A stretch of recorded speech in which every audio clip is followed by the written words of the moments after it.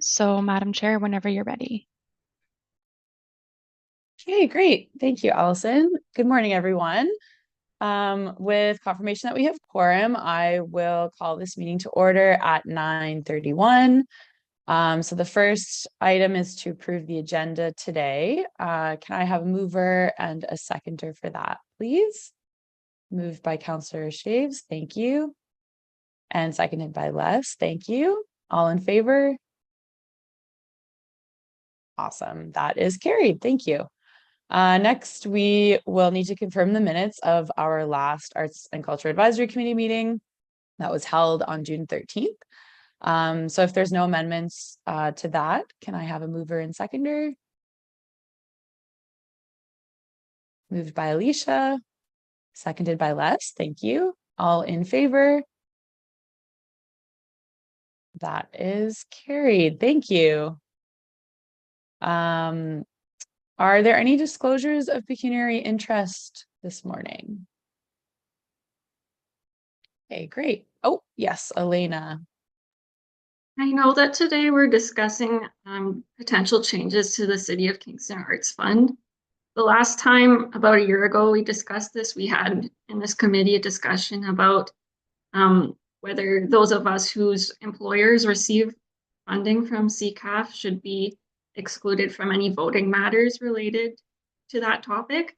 Will we be voting on it today, or is purely just community consultation? My understanding is it's just an informational report, but Danica, would you like to jump in?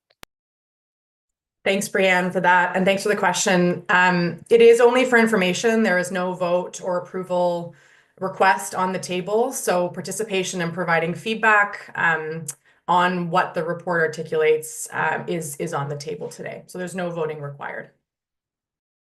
Awesome. Thanks, Danica. And thank you, Elena, for that question. That's a good reminder of that conversation last time.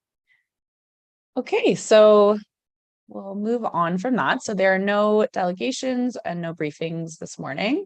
So moving on to the business section, our first report is the update on the City of Kingston Arts Fund review and next steps for funding for the arts in 2025. So can I turn it over to staff to introduce the report? Danica, I assume that's you. Thanks, Brianne. And hello, everybody. It's really nice to see you all. I know it's been a while since our last meeting, but I'm very happy to just provide a little bit of an intro to this report. So this is longstanding work that the city has been initiating this year to look at CCAF and ensure that it evolves to meet the needs of the community and to support arts organizations and artists in Kingston.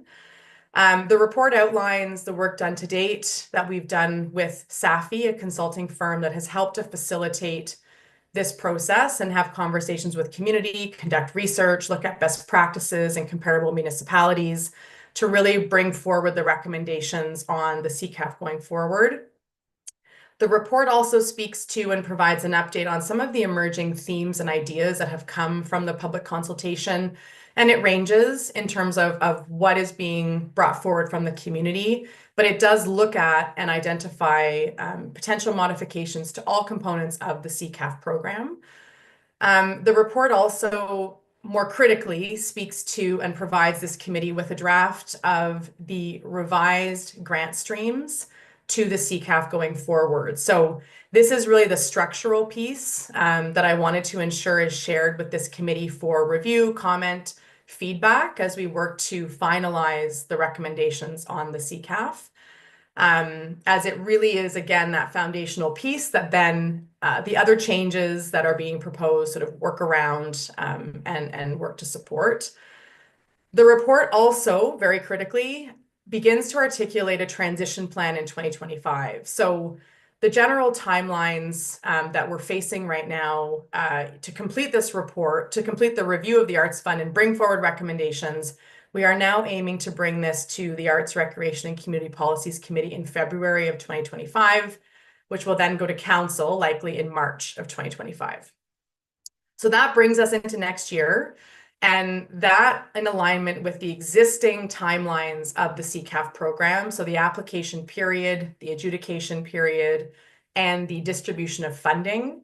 We are looking right now at how to, position 2025 as a bridging year to ensure that we continue to support organizations that receive key operating funding, which is sort of deemed sustainable, stable funding for arts organizations in Kingston. We will be looking to support projects who currently have CCAF funding and the reality for them that they have to complete their projects by December of 2025. And also looking at ways in which we can get new money out the door to new applicants to the CCAF program. So that is articulated in the report in terms of opportunities to provide one-time funding to groups who do not currently have CCAF grants, but are considered eligible and we're planning to apply in 2025. And then also potentially accelerating the development of one of the new proposed granting streams to provide funding to individual artists. So those are the considerations on the table right now to help us get to this new state for the CCAF program. And again, I welcome any comments or feedback or questions from this committee about what's in the report. Thanks. Thanks so much, Danica. Are there any questions or comments from any of the members today? Ara. Thanks. I think this is really valuable and definitely an important step. The one comment I wanted to make, and I mean, this is coming from me as an organization that receives funding, is that by maintaining the amount, like I know, like for a bridge year of maintaining the amount, it's effectively a cut. Just with the reality of inflation and things like that. And so I think I would ask perhaps for some consideration of that fact, or consideration that it might impact what organizations are able to present when they're not able to expect a little bit of bump in funding in that bridge year. Thank you for that. I'll just respond if I may, and just offer a bit of comment for that. Thank you for the feedback on that piece. Something that we recognize as we go into 2025, and this is connected to our timelines around this particular transition year and navigating specific challenges, is that we will be bringing these recommendations to council after the 2025 budget has been approved, the municipal budget. This is strategic in that, we across the corporation are developing budgets based on targets that have been set. And there is going to be, greater direction for us in terms of the 2025 budget that we have, which then can be applied to what the transition looks like. So I think there is opportunity, depending on council approval, and what their support for the transition plan looks like, for us to look at exactly what you're referencing in terms of in relation to organizations that receive an operating grant. Is it about stabilization of 2024 grants? Is it about an inflationary increase? What is that consideration that needs to be given within the budgets that are available to us going into 2025? So it is top of mind for me in terms of how to navigate that, but it is something that will have to be assessed once we establish 2025 budgets and contribution for CCAF. Great, awesome. Thanks, Danica, for speaking to that. Councillor Shaves. Thank you. A couple of questions, and maybe just from my lens. And I agree with the changes and everything else, because I think it's moving in the right direction. And in regards to the new creating a presentation of individual artist grants, from my lens, it states up to $3,000 for emerging artists and up to $6,000 for established artists. As I said, from my lens, I would think that emerging artists would need more in order to try to become and stay as established artist. So am I looking at that from a different lens, or? Thanks for the comment, Councillor Shaves. No, I mean it's an important question to ask about scale and grant limits. In the work that has been done around the fund review, looking at grant amounts and the ranges, there was consideration given looking at other municipalities, looking at comparisons. But in relation to the individual artist grant stream, this really looks at the scale of practice between emerging artists and established artists. And so while undoubtedly emerging artists are looking for, likely greater support, greater opportunity to sort of, develop and advance their career, the scale of practice and the scope of the work that emerging artists versus an established artist takes is quite different and has different requirements. And so that is part of the strategy in determining those grant amounts. Going through this review program, I think it will be critical for us to look at equity within that distribution of grant dollars to individual artists to ensure that the pot of money is not exclusively going to only established artists in Kingston, that it is also being distributed fairly and equally to emerging artists to complete their work. So that is the thinking behind it, and why those grant amounts were set. It also indicates the types of projects that typically emerging artists versus an established artist may secure, and the support that's needed for them to advance that work. Thank you.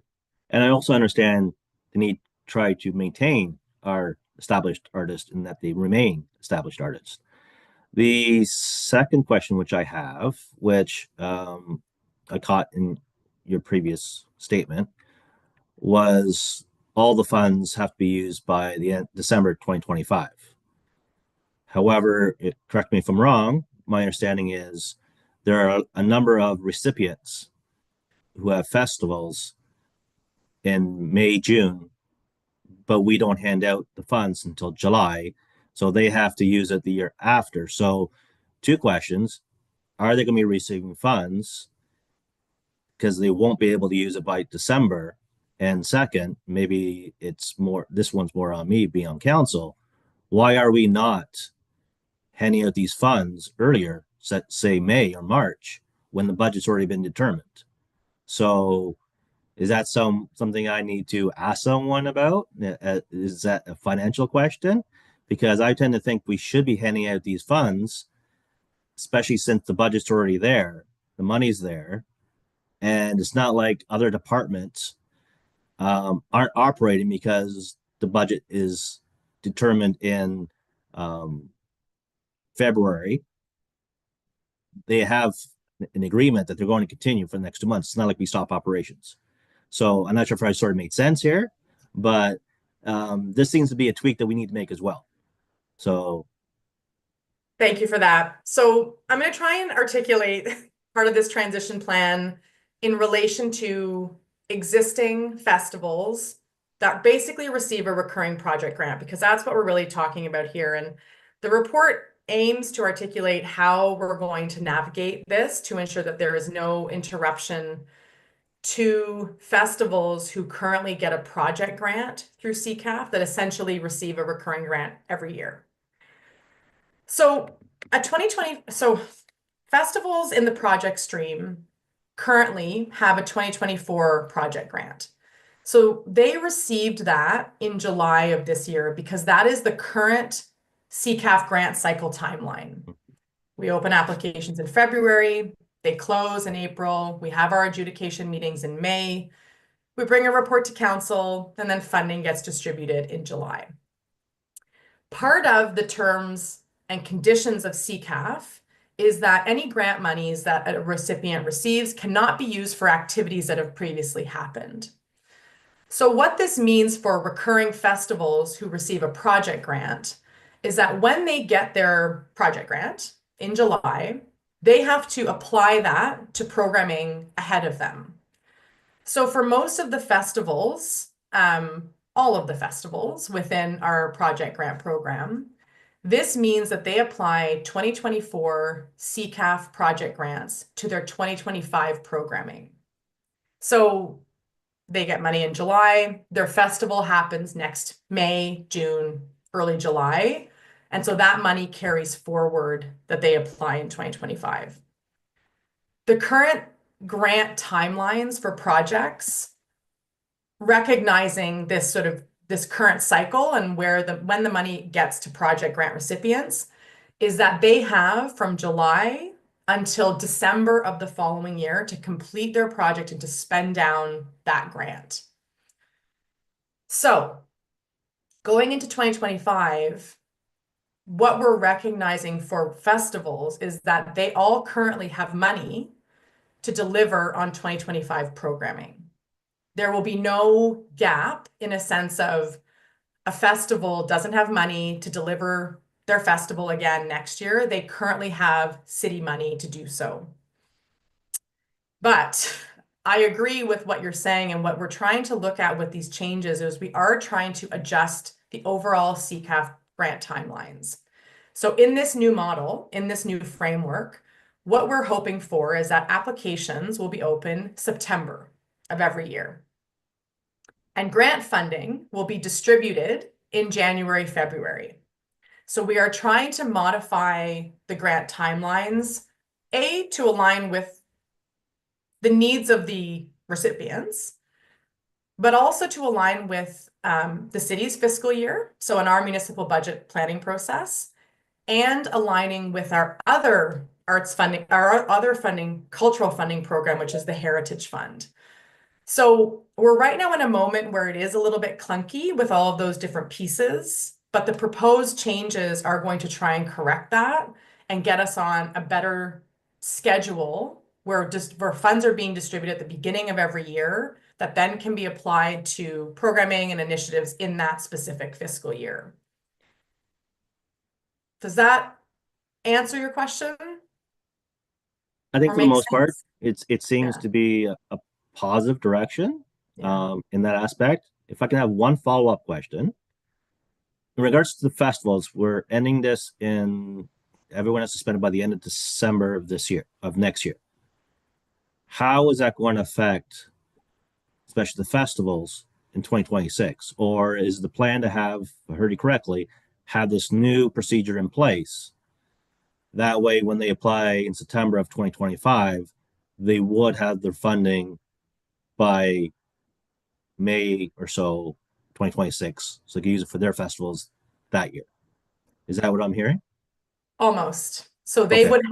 would have their funding for 2026 by February, March Okay. of 2026. So the goal is to get it to them sooner to be applied for 2026 festivals. And again, what we have currently in the program, festivals typically start around May and run through to July. And that is very much the recurring festivals that we have in Kingston.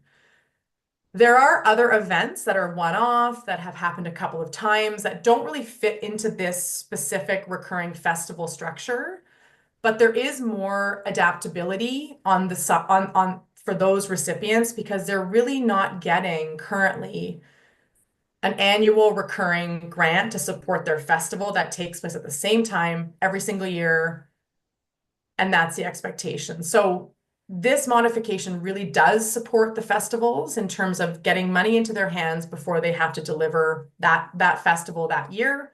But it still, provides some flexibility for projects that are one-time projects and don't have that same expectation. So that is the goal. But you are correct in everything else in terms of the shift to the grant application and distribution of fund timelines. Okay. I just want to make sure that these festivals weren't missed during this transition period. Okay. Absolutely. Yeah. Thank you. Awesome. Thanks for those questions. And thanks, Danica, for providing more clarity on that. I definitely was curious about some of that. So I think it's really nice to be able to hear the structure a little bit more in respect to the report as well. Elena, do you have a question? Yeah. Just to be completely clear, I work for the Kingston Symphony, so we are one of the organizations that receives funding from CCAF. I just wanted to share my concerns about the proposed reduction of operating funds from $75,000 maximum to $65,000 maximum in 2026 for operating grants. While I do acknowledge the great benefit that giving funds directly to artists can do to the community, I think that that's a great idea. I also am concerned that in a few years' time, some of these larger arts organizations are going to face kind of a trifecta of problems. Firstly, being the reduction of funds from CCAF. Secondly, I think we're all kind of bracing ourselves for a change in federal government in the next few years and what that might do to things like Canada Council grants. And thirdly, rising inflation, which makes just keeping the lights on more expensive every year. So I worry that in a few years' time, a lot of these organizations might find themselves really struggling to keep their programs going because of all these changes kind of bundling up together. While I think it's crucially important to support individual artists, I think we also have to note that these larger organizations are the largest employers of artists in our city and gives artists the stable and secure income that they need in order to continue living in our city. So I just wanted to share my perspective. Thank you for that. And I'll just, again, offer a bit of a comment and very much expected this to be a point of conversation for this committee. I think a few things on this. I think one of the main things that we want to bring to CCAF as we go through this process is greater adaptability in changes made to the program year over year by staff, as well as the Kingston Arts Council, based on evolving community needs. And what I mean by that is that our current structure that's been in place since 2007 is, a very sort of importantly structured process, but it often has prevented, some changes being brought forward to the program based on annual reviews that the Arts Council has consistently led, making considerations and adjustments to program based on the budget that we are able to secure year over year. That again, the arts community can also be, play a role in advocating for that potential growth and greater investment to council that allows then staff and the Arts Council to look at these specific areas that you're noting around grant sizes, maximum amount, new opportunities for grant applicants to enter into programs that have typically been perceived as extremely competitive, extremely tight and closed off to new groups. So what I'm really hoping for going through this review and will be in the final report is a bit of structure within the recommendations that allows for adaptability and modifications made on an annual or ongoing basis, that we can be responsive to the realities that are facing the arts sector and arts organizations in Kingston. The other component to this, and looking at, the strategic investment of municipal funds in this particular moment and in, what we're foreshadowing for the city as well, is we looked at, the average grant amounts within the operating grant program. We also did a comparison of other similar sized municipalities with similar sized granting programs to look at the scale of operating grants for arts organizations in Kingston.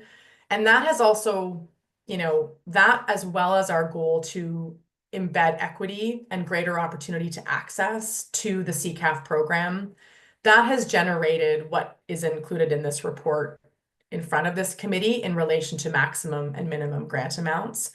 But I do take, what you have said in terms of limits and maximum and caps to specific granting programs, especially for arts organizations.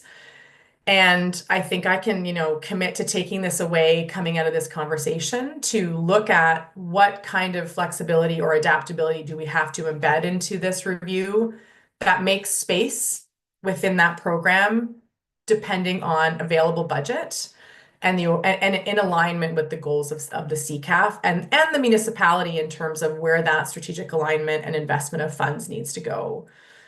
So that's a bit of context on it, and how we sort of ended up here in this particular moment, but I appreciate and understand, that there will be this could or has the potential to create some future challenges for larger institutions and arts organizations who are looking for that growth and that sort of larger investment through the CCAF program.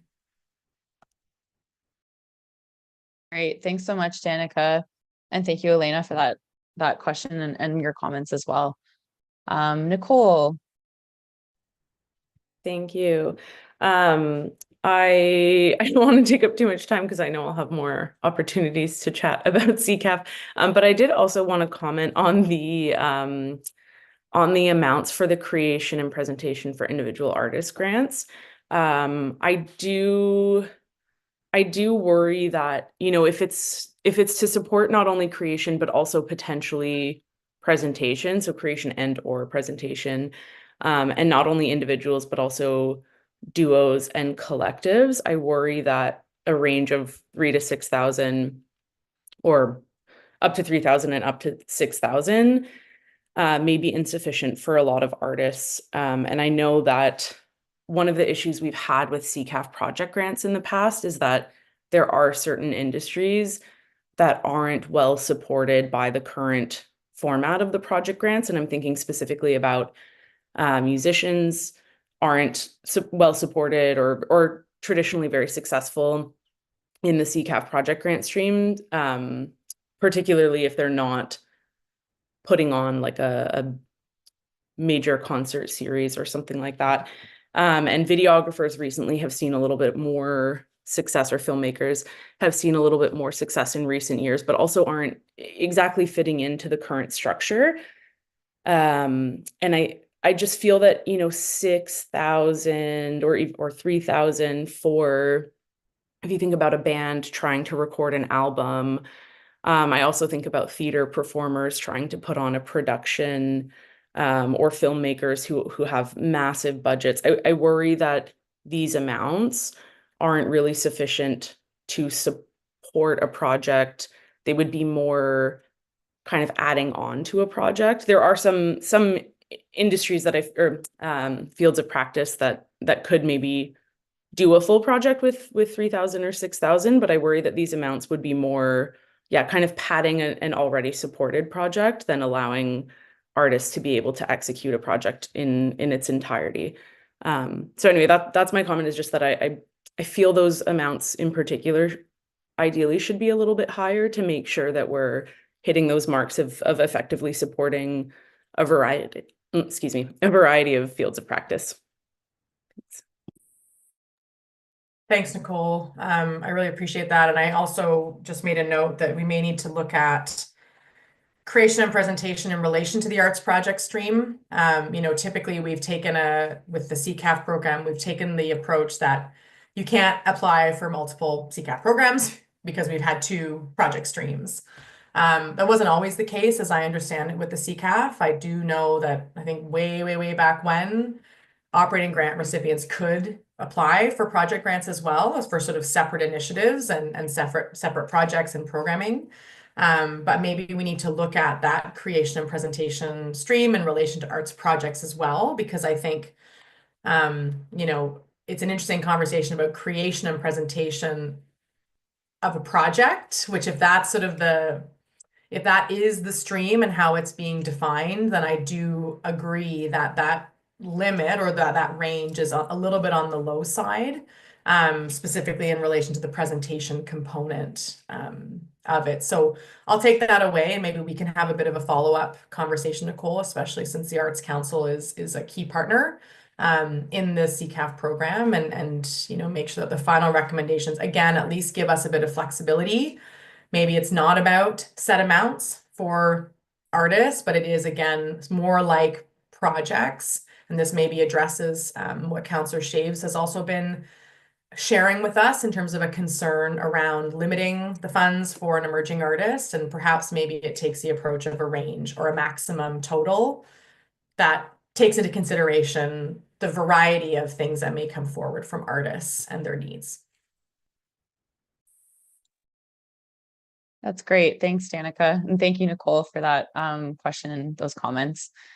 Okay, so if we don't have any further questions from committee members, I'll open the floor to members of the public. Allison, do we have any questions?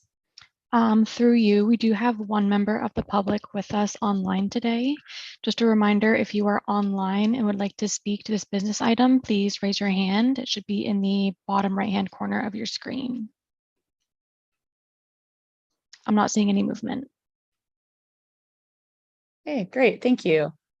Okay, so thank you so much, Danica, for providing us with that report and for everyone's really important questions and conversation. I think this is a really exciting moment for CCAF and for the arts community. So looking really forward to seeing sort of the final report and next steps on that. So next we have the Mayor's Arts Awards Nominations Working Group minutes. Would staff like to introduce this business item also?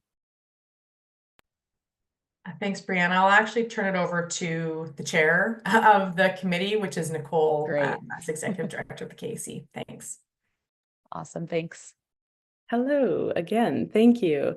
Yeah, so I guess I'll just give a kind of brief overview of the process that we went through, and if anyone has questions, of course, please feel free to jump in or ask them afterwards. As you know, this year we adjusted the format of the Mayor's Arts Awards and the nominations working group so that now the executive director of the KAC, in this case me, is the chair of the subcommittee in an ex officio capacity. So I supported by facilitating, preparing the documents, keeping in communication with committee members, and really just helping keep that process going. So some highlights from the process. We held all of the meetings over Zoom. We had a shared Google Drive with all of the information about the program, including an introductory presentation, timeline, and collaborative working documents that we use to move through the program. As you may know, those of you who are familiar with this process, the subcommittee members are tasked with independently researching potential nominees and documenting their research in those shared documents.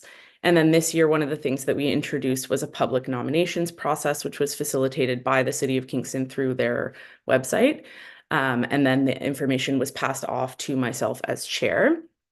So those were added into that kind of research spreadsheet, and the committee members were able to go through and review the nominations and read through them, and in many cases incorporated those public nominations into their own research and their in all cases incorporated them into their research, but in many cases incorporated them into their kind of top picks and presentations for nominees. We held 3 selection meetings, and discussion amongst members was facilitated with the chair, myself, ensuring each member had a chance to weigh in and ask questions at every stage in the process. And as I mentioned, public nominations were brought into discussion through members' proposed nominees, and then also by myself where applicable and relevant. So it was, it was kind of a pilot year for that public nominations process. And I think personally, I felt it was integrated pretty seamlessly into the process. As I mentioned, committee members referred to the public nominees, but then also there were opportunities throughout the discussion where, for example, the committee may be talking about wanting to represent a certain field of practice. And then in my capacity as chair, I was able to kind of refer to that document and say, well, we have these nominees who were submitted by the public, who represent these interests that the committee is looking for consideration.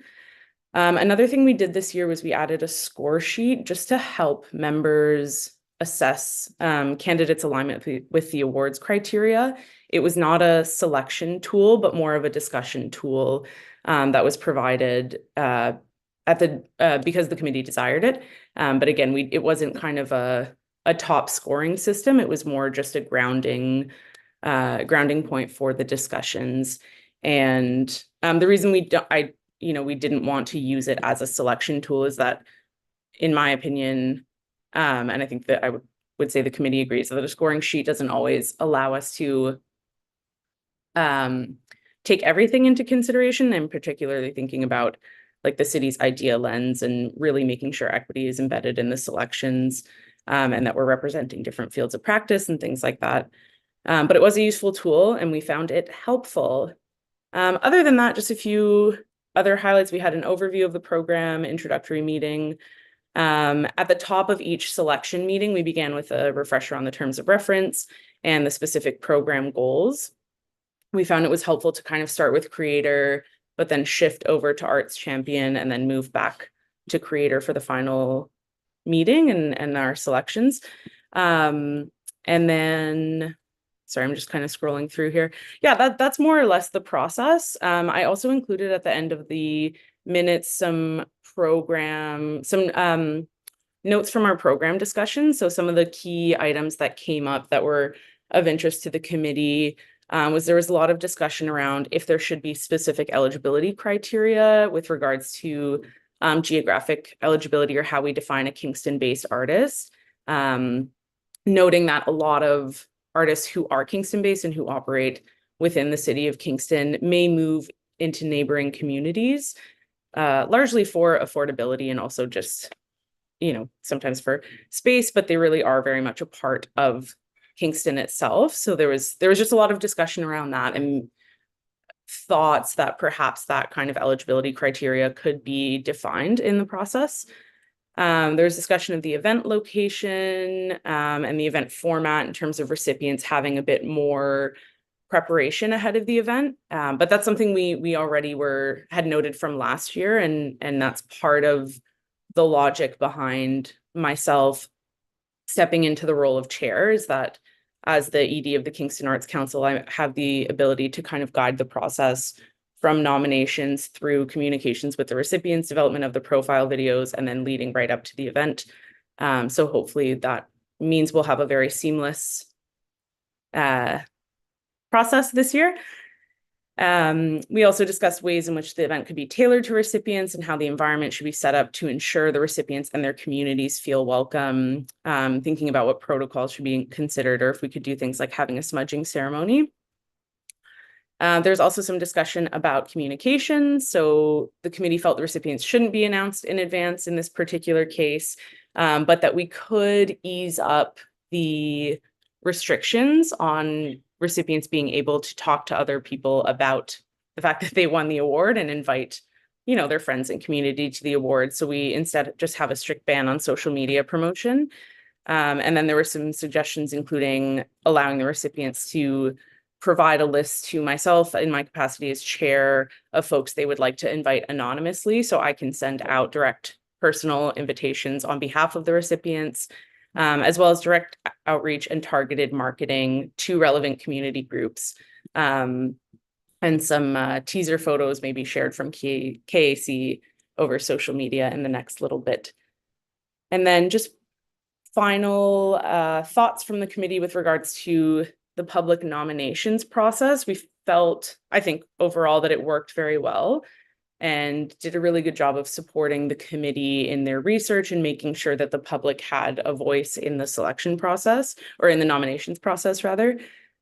Two things I would note is that it could be helpful to clarify that it's not a public voting process, but rather specifically a nominations process. And then that nominations ideally should come from other members of the public, because it speaks to the artist's impact on their community, or the organizations rather. I think I'll leave it there. That's kind of my brief overview of the process that we went through this year and the thoughts and suggestions from the committee that I wanted to give voice to.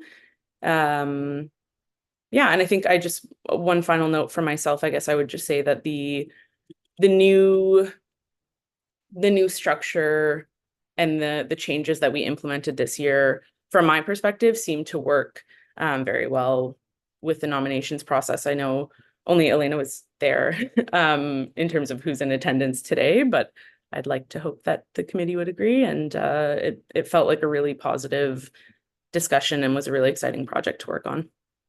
So I'll leave it there. Thank you.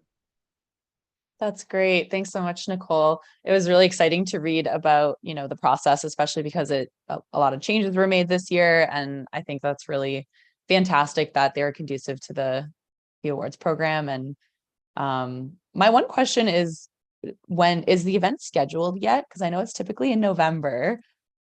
Is it going to be a little later this year? Danica. I can jump in because this is sort of on me.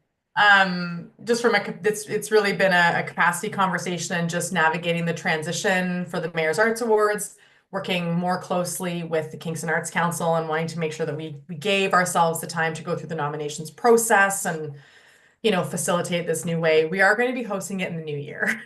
So we've done this before, I believe just once, but we are going to host it sort of in Q1, ideally in January, so that we just make sure we can complete the project, get through what we need to get through, and then recognize the recipients in the new year. So stay tuned. There will be a save the date sent out, but that is the plan right now. That's great. Awesome. Thanks for that context. Does anyone else have any questions regarding the Mayor's Arts Awards or the minutes? No? Oh, Alicia. Yes, I'd be curious to know, and I'm not sure if you can disclose this here, how successful the public nomination process was in terms of number of nominations that you received. And yeah, I guess that's my only question. Yeah, I would say it was very successful. We did receive a lot of nominations. I don't know if I'm able to share how many we received. Yeah. I don't know if I have information off the top of my head. I will check that out while I'm talking. But I would say it was really successful. We received a lot of nominations. They varied in their format, but they were really impactful. Some of the nominations in particular were really beautifully written and made quite a wonderful case for the nominees. And I also would note that I know I kind of said this in my review of the minutes, but I think they were really integrated very well by the committee members and really impacted the committee members' research. And in many cases, we saw multiple public nominees make it into the committee members' kind of top candidates that they were presenting. Sorry, I'm just... We had around 60 nominees or nominations submitted. Wow, that's incredible. That's really great. Yeah, awesome. Okay, does anyone else from the committee have any questions? Thanks, Alicia, for inquiring about that. Okay, I'll just ask if there's any questions from the members of the public. Through you, there is still one member of the public with us online. If you're online with us today and would like to speak to this business item, please raise your hand in the bottom right-hand corner of your screen. Not seeing any movement. Okay, great. Thanks, Allison. Okay, with that, could I please have a mover and seconder to receive the minutes for the Mayor's Arts Awards 2024 subcommittee? Thanks, Ara. Moved by Ara and seconded by Elena. All in favor? Awesome. That is carried. Thank you. Okay, moving on. There are no motions today or notices of motions. Is there any other business? Okay, seeing none. There's no correspondence, and the date of the next meeting for this committee will be determined. And with that, we can move to adjourn. So can I have a mover, please? Nicole, moved by Nicole, thank you. And seconded by Les, thank you. All in favor of adjournment?